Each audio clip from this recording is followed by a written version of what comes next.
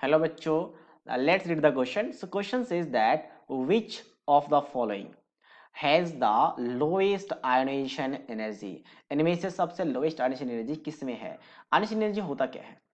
ठीक है, तो ये होता है एंथैल्पी रिक्वायर्ड या फिर आयोनाइजेशन एंथैल्पी बोला जाता है. तो अगर एनर्जी है तो एनर्जी लिख लेते हैं. Energy required required to remove 1 mole of electron, 1 mole of electron from 1 mole of isolated gas atom, from 1 mole of isolated gaseous atom. ठीक है, तो अब आइसोलेटेड गैस एटम से जब 1 मोल इलेक्ट्रॉन निकालोगे, मतलब ऐसा कह सकता हूं कि एक एटम में 1 इलेक्ट्रॉन, 1 मोल आइसोलेटेड से 1 मोल इलेक्ट्रॉन, मतलब एक एटम से 1 इलेक्ट्रॉन निकालते हो, तो जितना एनर्जी रिक्वायर्ड होता है that is called ionisation energy. अब हम अगर बात करें इनको तो थोड़ा सा अरेंज कर लेते हैं एज ए पीरियोडिक टेबल में, क्योंकि पीरियोडिक टेबल में क्या होता है, अब सोचो अगर आपका एक स्मॉलर साइज है इन जनरल, ये वाला कॉन्सेप्ट फॉलो होता है कि स्मॉलर साइज है एक बिगर साइज है, तो स्मॉलर साइज में इलेक्ट्रॉन क्या होगा, फोर्स ऑफ अट्रैक्शन ज्यादा होगा न्यूक्लियस का, तो इलेक्ट्रॉन निकालना डिफिकल्ट होगा, यहाँ पे डिफिकल्ट होगा. बट वही अगर साइज अगर ग्रेटर है तो यहाँ से इलेक्ट्रॉन निकाला, फोर्स ऑफ अट्रैक्शन न्यूक्लियस का कम होगा, तो यहाँ से थोड़ा सा इजी हो जाएगा. और इसलिए प्रोडक्ट अगर वेरिएशन देखें तो क्या होता है, लेफ्ट टू राइट में पता है कि साइज क्या होता है, डिक्रीज करता है. तो लेफ्ट टू राइट में अगर साइज डिक्रीज करेगा तो आयोनाइजेशन एनर्जी क्या होगा, इंक्रीज करेगा. और डाउन द ग्रुप क्या होता है, साइज बढ़ता है काफी ज्यादा, क्योंकि नंबर ऑफ शेल इंक्रीज हो रहा है, तो यहाँ पे आयोनाइजेशन एनर्जी क्या हो जाता है, डिक्रीज हो जाता है. तो अब इसको थोड़ा सा अरेंज कर लेते हैं पीरियोडिक प्रॉपर्टी के हिसाब से.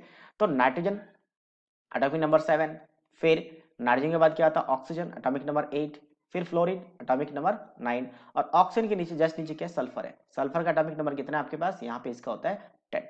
ठीक है, सॉरी 10 नहीं, यहाँ से आपका 16, 8 ऐड करना होता है 16. अब हम बात करने की इलेक्ट्रॉन निकालना कहाँ पे डिफिकल्ट है.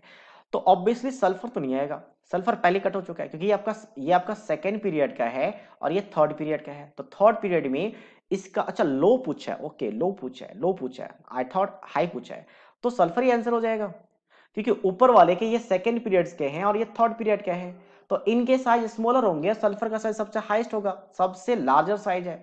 तो सबसे लार्जर अगर साइज है तो ऑब्वियसली विदाउट एनी थॉट इसका आयोनाइजेशन एनर्जी क्या हो जाएगा, स्मॉल हो जाएगा, बाकी सबका ज्यादा हो जाएगा. ये तो सिंपल सा कंडीशंस है. बाकी हम बात करें कि नाइट्रोजन ऑक्सीजन फ्लोरीन में डिस्कस करना तो कैसे करेंगे, तो सीरीज कैसा होना चाहिए था, आयोनाइजेशन एंथैल्पी का ये वाला सीरीज होना चाहिए था. बट इसमें थोड़ा सा चेंज होता है जो आपको याद रखना है. क्या चेंज होता है, अगर इलेक्ट्रॉनिक कॉन्फिगरेशन करेंगे तो यहाँ पे आता है 2p3 और ये आता है 2p4 और ये आता है 2p5. तो जब 2p3 का मतलब क्या है, हाफ फील्ड है, और हाफ फील्ड की बात करें तो ज्यादा स्टेबल होता है एज कम्पेयर टू 2p4 में क्या है, पार्शियली फील्ड है कुछ इस तरीके से, तो ये ज्यादा स्टेबल है, और ज्यादा स्टेबल होने की वजह से इलेक्ट्रॉन निकालना थोड़ा डिफिकल्ट होता है.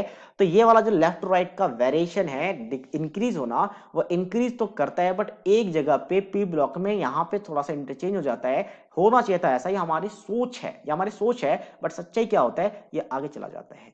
मतलब इसके बाद ऑक्सीजन होगा, ऑक्सीजन के बाद नाइट्रोजन, नाइट्रोजन के बाद फ्लोरीन, बाकी सब कुछ सेम है. तो सबसे लोएस्ट कौन हो गया, सल्फर, और सबसे हाईएस्ट क्या हो जाएगा आपका, fluorine. So that means sulphur that is option D is the right answer of this question.